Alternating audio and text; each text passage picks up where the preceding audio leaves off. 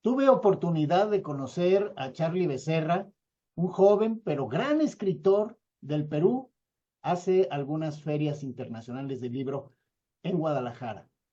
Ahí conocí su obra Solo vine para que ella me mate, pero ya traía Cachorro, ya había trabajado Gringacho, ha tenido otras novelas como de las primeras El origen de la hidra, en fin, todas libros de temática criminal.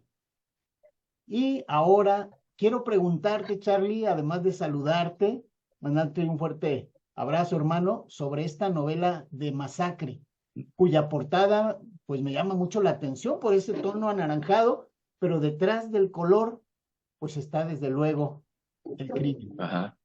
Temas sobre los cuales tú Sí, has oye, escrito en abundancia, pero no solo escribes sobre ello, sino que investigas y llevas hechos reales la mayor parte de las veces a la literatura.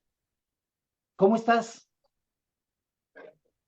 querido Luis, muchísimas gracias, amigo, por la invitación. De verdad, siempre es un placer conversar contigo. Con toda la intención de poder seguir compartiendo un poco de literatura. Bueno, mira, sí, Masacre es, en efecto, es una novela negra, es una novela policial también, pero arraigada en la realidad, es decir, que no hay ficción en ella. Yo recuerdo mucho que lo primero que me llamó la atención del caso que da a luz esta novela en clave de crónica o una crónica novelada, como quieras llamarlo, fue la cantidad de similitudes que había con el caso que ocurrió aquí en Virú, en el norte peruano, con el caso que relata la novela de A Sangre Fría de Truman Capote. Me pasó que eran, tanto en lo que ocurrió en Virú como en lo que pasa en la novela de Capote, son cuatro víctimas, el lugar es un lugar apartado, digamos, un ambiente absolutamente rural, en los campos, digamos. El asesinato es tal cual lo dice el título de la novela de Capote, A Sangre Fría, en este caso también. En el caso de Virú fueron cuatro ancianos los que murieron a golpe de machete. Dos de ellos, uno más murió a golpes de mano limpia, digamos, y la última, que era una mujer de casi 80 años, ella muere a causa de la violación que perpetran contra ella los tres asesinos, digamos.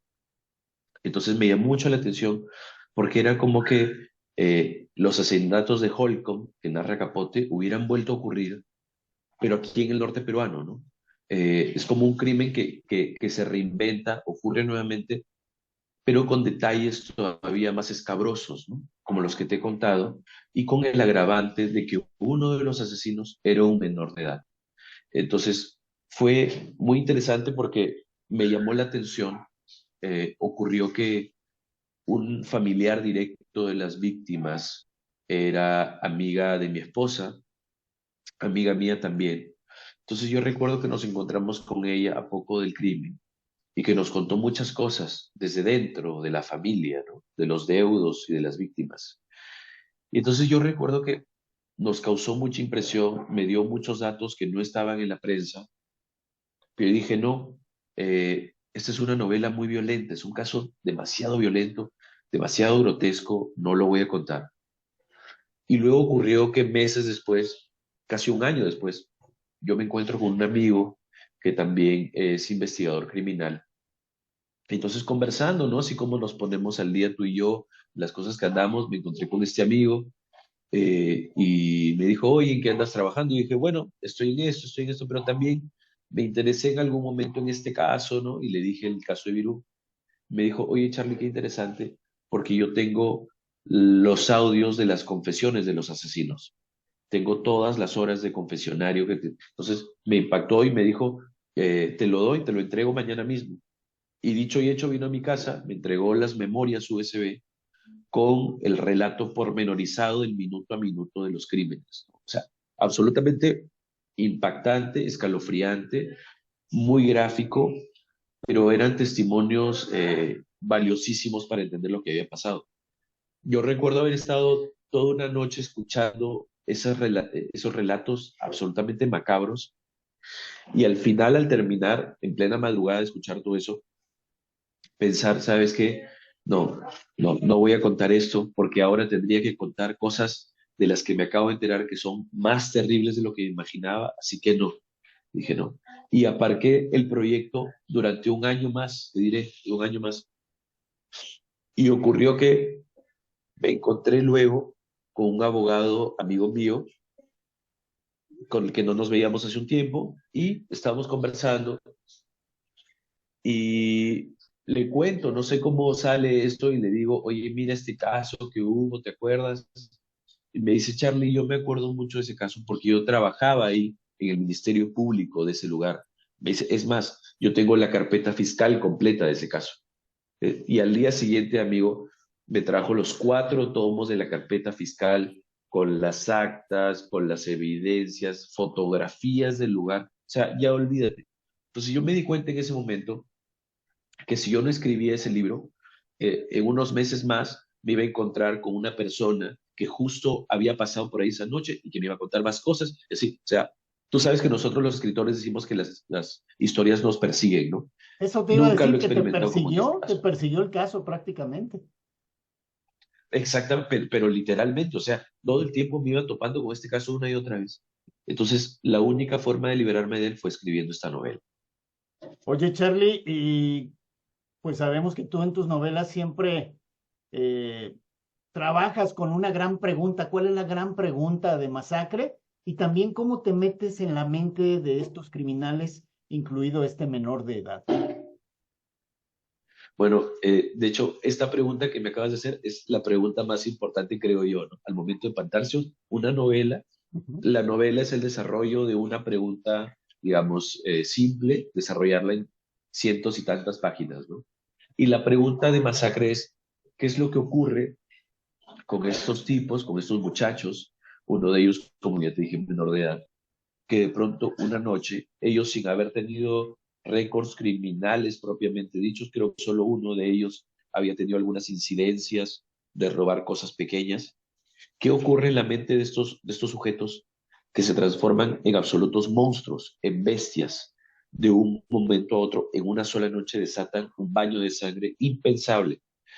Gente que los había conocido de más niños no se lo pueden explicar.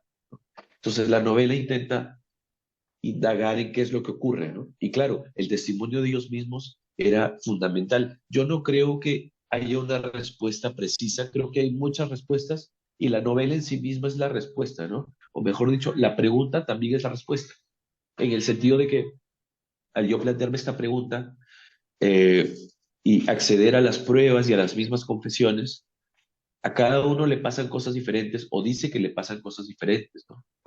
Que lo llevan a cometer estos actos. Además es muy interesante porque en los testimonios, tú sabes, los careos de interrogatorio policial, los acusados tienden a echarse la culpa unos a otros, a contradecirse. Entonces, digamos, se formaba como una trenza de testimonios, ¿no? Que se complementaban a ratos, se contradecían en otros ratos. Entonces, era muy importante. Yo no sé si habré respondido esa pregunta finalmente. Creo que algunas personas que leen la novela se quedan con unas respuestas más o menos definidas, pero no sé si sea mi responsabilidad como escritor. Creo que como escritor lo que hay que hacer es plantear la pregunta. Ya la respuesta verá en qué cabeza surge, ¿no? Y hablas de responsabilidad, y aunque seas un escritor de novela negra, novela policial, novela criminal, pues hay responsabilidad.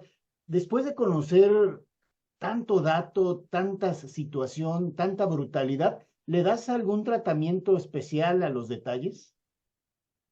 Bueno, es interesante. Yo creo que cada novela plantea sus propias normas, ¿no? En Ujú. este caso, es una novela que está básicamente que salta de un detalle a otro, ¿no? A una pista, algún registro, algún hecho preciso. Y digamos, en un principio yo me planteé la idea de ser yo un personaje dentro de esta novela, ¿no? Como que contar un poco lo que te he contado, de las cosas que me impresionaron y eso, pero pronto me di cuenta de que yo salía sobrando, de que ese es un horror tan grande que no merece que yo me haga protagonista de eso. Al contrario, hay grandes protagonistas de esta historia.